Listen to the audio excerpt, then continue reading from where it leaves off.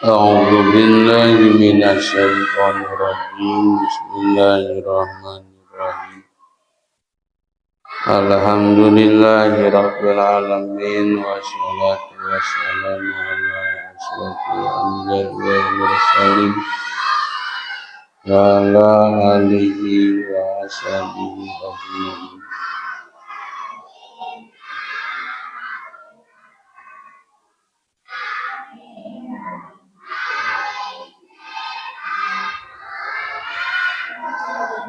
Mana ini ayatnya?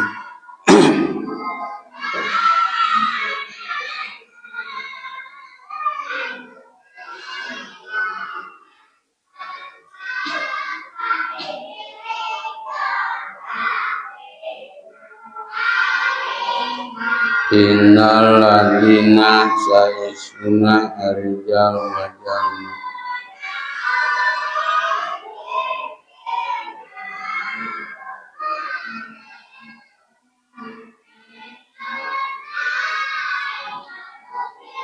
baroku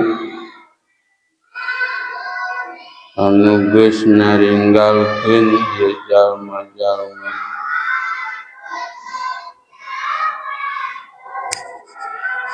dinahum kana agamana ieu jalma-jalma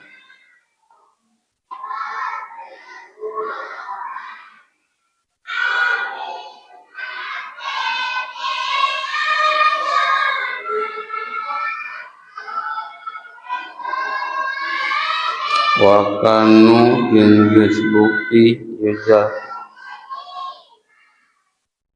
bihtilafihim kusabab nyulayanana ieu jalma-jalma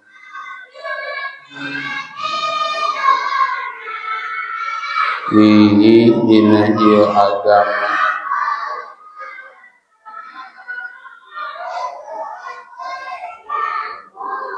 wa uhidu mangka geus disiksa ieu jalma-jalma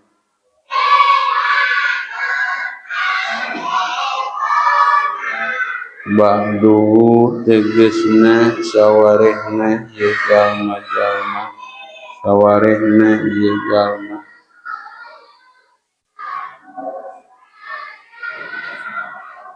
wa taroku jeung geus ninggalkeun ieu jalma-jalma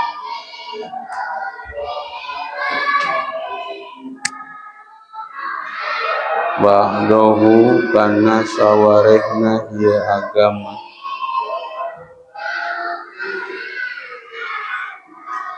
wa kanu jeung geus bukti ieu jalma-jalma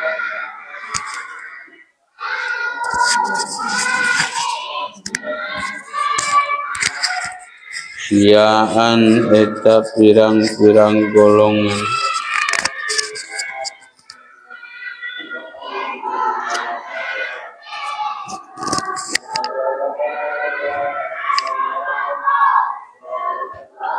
pirokon tegesna pirang-pirang golongan bidalika dina eta agama wa fi qiraatin jeung eta tetep dina sawareh bacaan ayat pariku anu naringgalkeun ieu jalma-jalma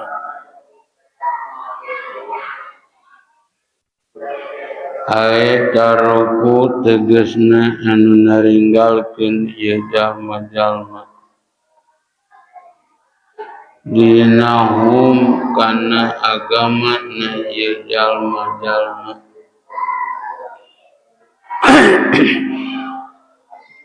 alladzi anu umiru geus diparentah ieu jalma-jalma bihi ku ieu perkara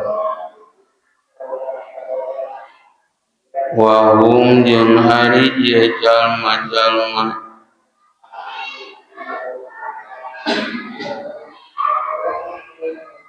Al Yahudu eta golongan Yahudi wa Nasara jeung golongan Nasrani.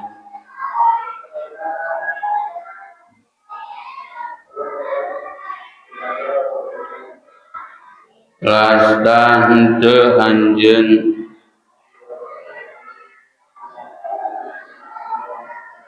minhum ti ieu jalma-jalma fi syai'in dina hiji perkara.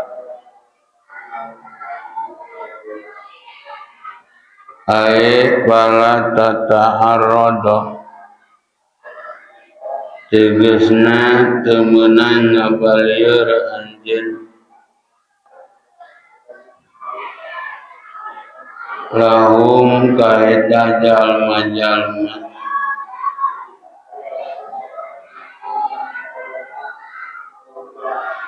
innama amruhum pastina ari urusan ieu jalma-jalma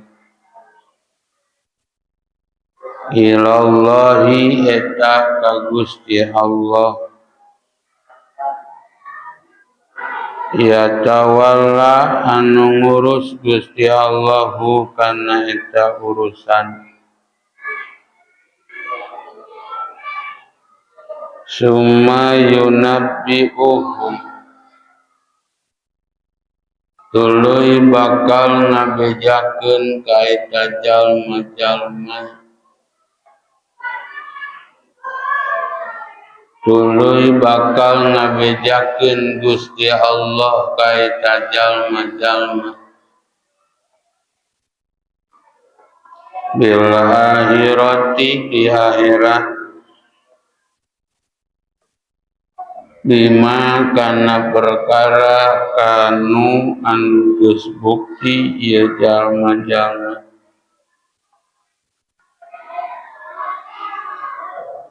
ya aluna eta anu mari gawe ieu jalma-jalma payujaji mangka bakal ngabales Gusti Allahum ka ieu jalma-jalma bi ku ieu perkara wahada jeung hari ieu ayat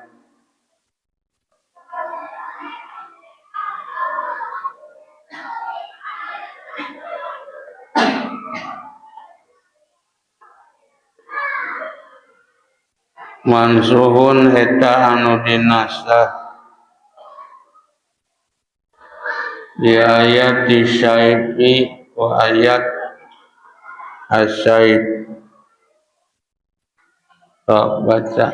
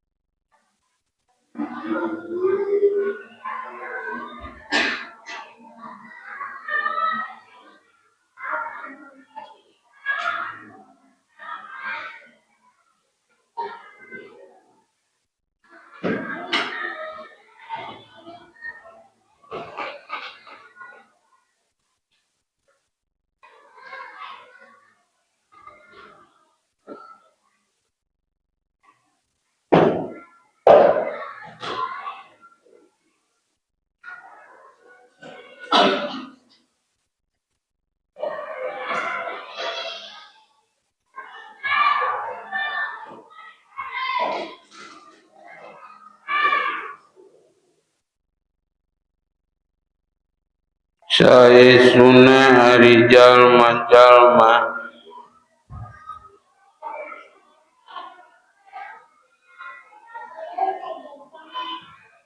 anu geus misahkeun ieu jalma-jalma kana agamana ieu jalma-jalma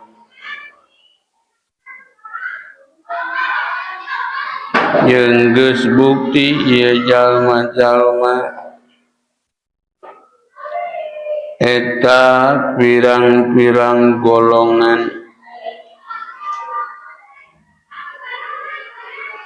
maka henteu hari anjeun ti eta jalma-jalma dina hiji perkara maka henteu pikeun anjeun Muhammad ti itu jalma-jalma dina hiji perkara pastina ari urusan ieu jalma-jalma eta ka Gusti Allah tuluy bakal ngabejakeun Gusti Allah ka ieu jalma-jalma di akhirat kana perkara anu geus bukti ieu jalma-jalma eta anu marigawe kabeh ieu jalma-jalma toh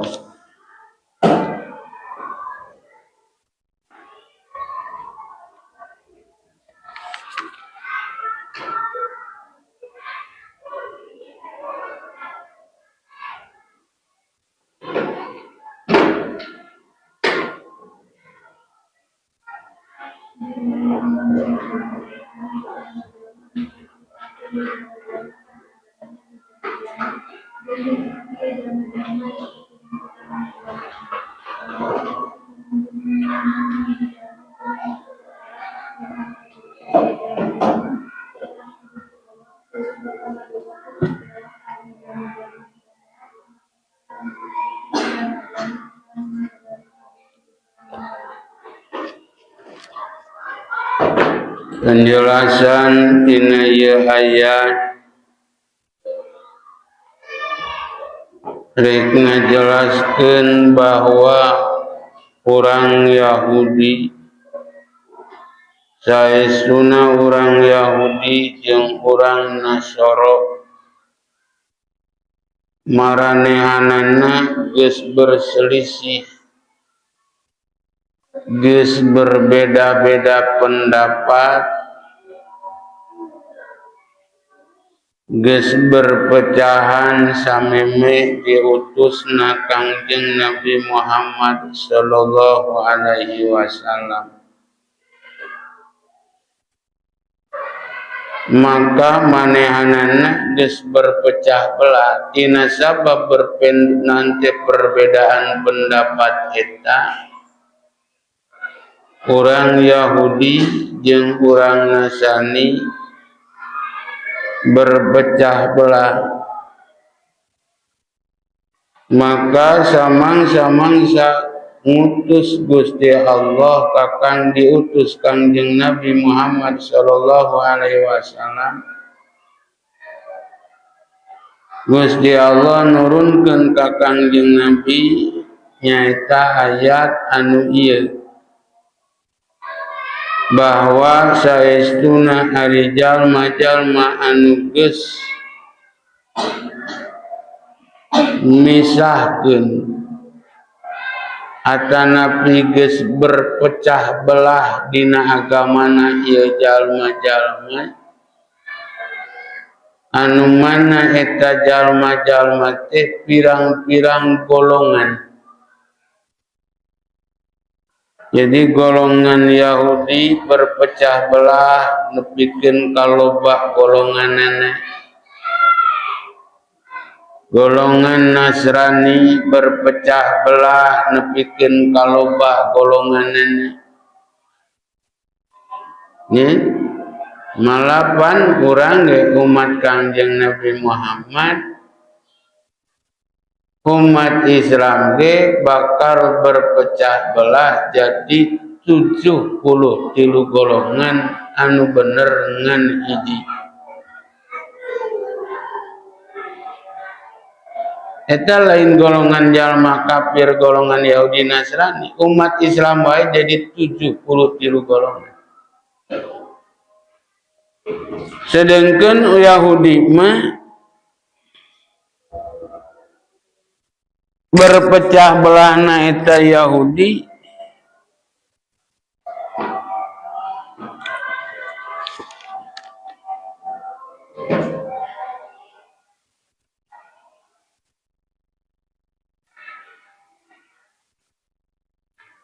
eta berpecah belahna orang Yahudi jadi 72 golongan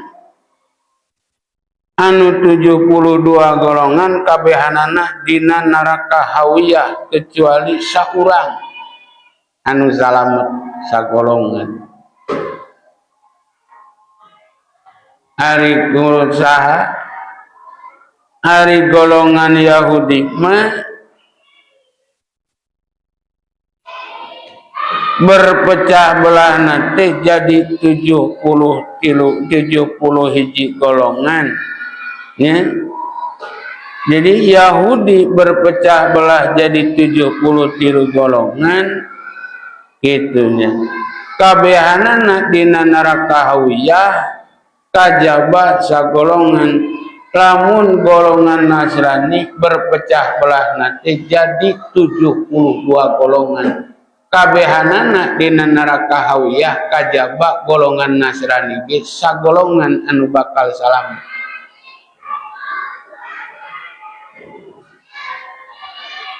Tuluy saur Kangjeng Nabi, umat kami bakal berpecah belah jadi 73 golongan.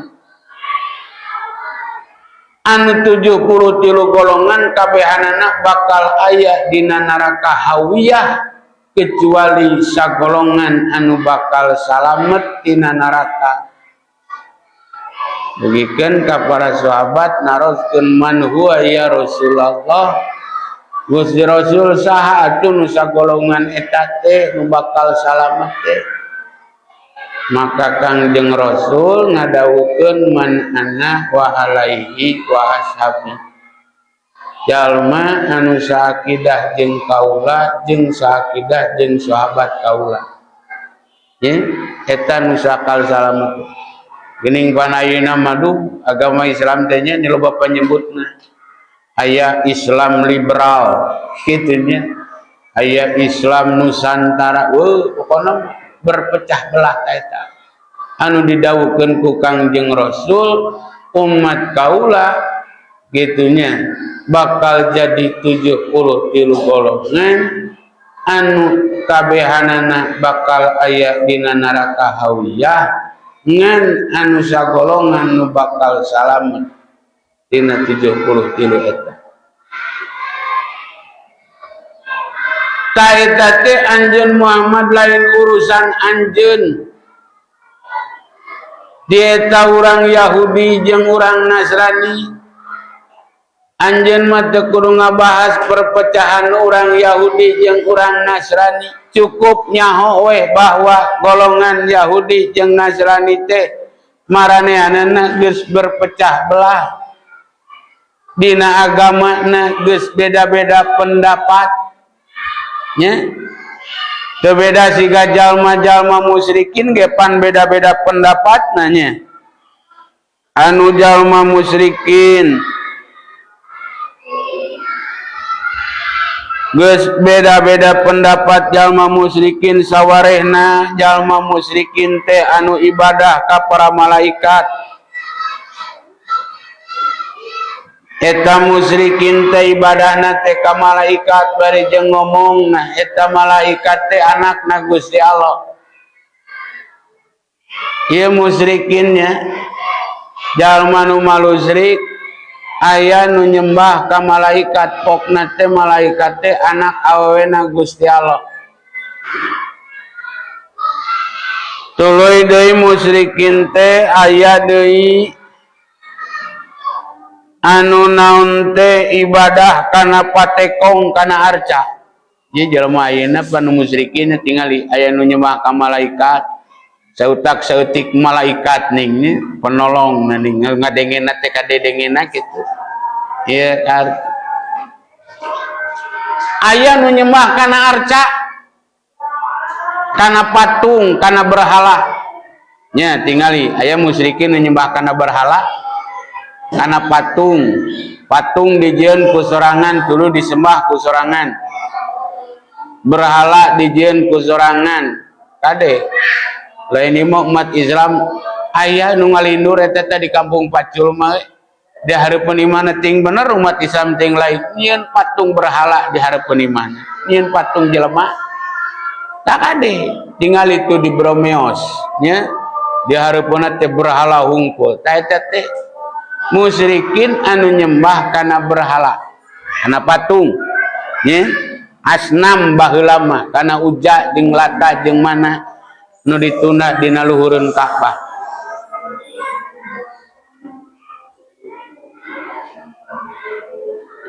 Pokna teh ceuk eta jalma-jalma musyrikin anu nyembah kana berhala ieu nu bakal nyapatan ka urang sararea di paeuneun Gusti Allah. Kitu nya. Ieu patekong, ieu arca, ieu berhala nu bakal nulungan ka urang sararea engke disandingeun Gusti Allah. Ceuk maranehna lain teu percaya ka Gusti Allah kade musyrikin teh. Nya, nu nyembah kana arca teh percaya ka Gusti Allah, nu nyembah kana naon? Ka malaikatna teh percaya kana ayana Gusti Allah da ngomongna ge malaikat teh anakna Gusti Allah.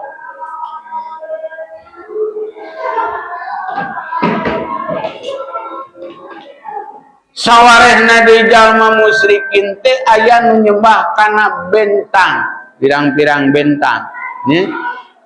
Aya nu nyembah kana bentang. Maka zaur Gusti Allah Muhammad lain urusan anjeun nya lain urusan anjeun ngabahas tentang eta golongan Yahudi jeung golongan Nasrani anu geus berpecah belah anu mana Yahudi berpecah belah nate jadi 70 hiji golongan kabehanana bakal aya dina neraka hawiyah nu 73 golongan 70 hiji teh kecuali sagolongan Yahudi nu bakal salamet. Tuluy umat Nasrani urang Nasrani berpecah belah jadi 72 golongan. Anu 72 golongan eta bakal bernante ayah dina neraka hawiyah kabehanana kecuali sagolongan nya ieu dina surat Al-Baqarah parantos dihaturkeun parantos diuningakeun innal ladina hadu wan nasara wasabiina man amana billahi wal yaumil akhir la haufun alaihim walahum yahzanun.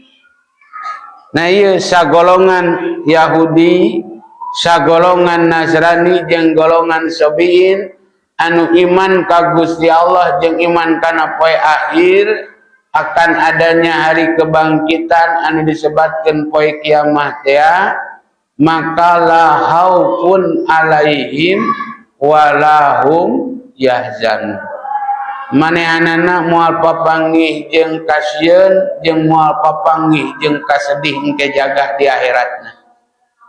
Nya, ieu jelas sareng dayat ieu sambunganana bahwa Yahudi akan berpecah belah sampai 71 golongan, kabehanana bakal aya dina neraka hawiyah kecuali sagolongan nu bakal salamet ke golongan Yahudi.